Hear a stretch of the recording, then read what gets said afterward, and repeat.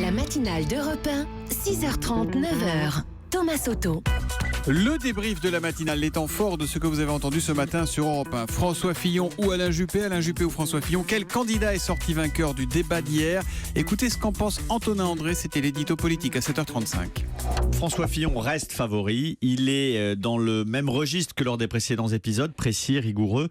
Alain Juppé était davantage sur la défensive, il ne s'attendait pas à aborder le second tour en position d'outsider, d'où des longues explications, pas toujours très claires, avec cette impression d'ailleurs qu'il n'y croit plus lui-même. À la fin du débat, il y a un geste qui trahit un état d'esprit un peu pessimiste.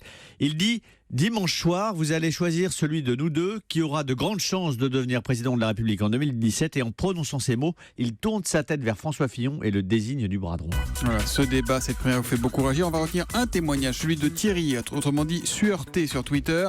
Il s'autorise un trait d'humour. Au final, ce que l'on peut retirer de ce débat, c'est qu'ils sont tous les deux à 100% pour l'IVG, l'interruption volontaire de la gauche. Voilà, c'est aujourd'hui la journée internationale contre les violences faites aux femmes. Écoutez le témoignage de Morgane Seliman, battue et humiliée pendant 4 ans par son compagnon. C'était tout à l'heure à 7h30.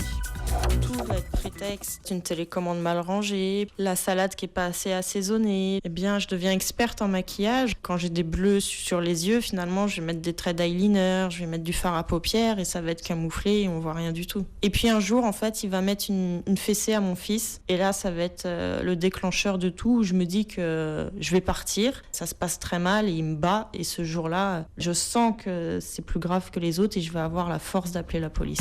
Morgane Seliman qui témoigne dans un livre, Il m'a volé ma vie aux éditions XO. Et je vous redonne le numéro de Violence Femmes Info, c'est le 3919. Appel absolument anonyme et gratuit, 3919. Et puis c'est Nice Matin qui nous le révèle aujourd'hui. La prison de Grasse propose des emplois surprenants à certains de ses détenus. Et écoutez, c'était à 6h45 dans le kiosque avec Marguerite Lefebvre. L'activité la plus répandue souvent dans les prisons, c'est un travail de cartonnage, d'emballage. C'est ce que font depuis lundi 5 nouveaux détenus. Mais ils n'emballent pas n'importe quoi. Ils emballent des sextoys qui sont donc apportés tous les jours dans la prison. L'histoire aurait pu s'arrêter là, sauf que 4 des 5 détenus sont en fait des délinquants sexuels. Un scandale pour le syndicat Force Ouvrière qui a décidé de monter au créneau et de demander une nouvelle affectation moins indécente pour tous ces détenus. Le kiosque d'Europe 1 avec Marguerite Lefebvre ce matin.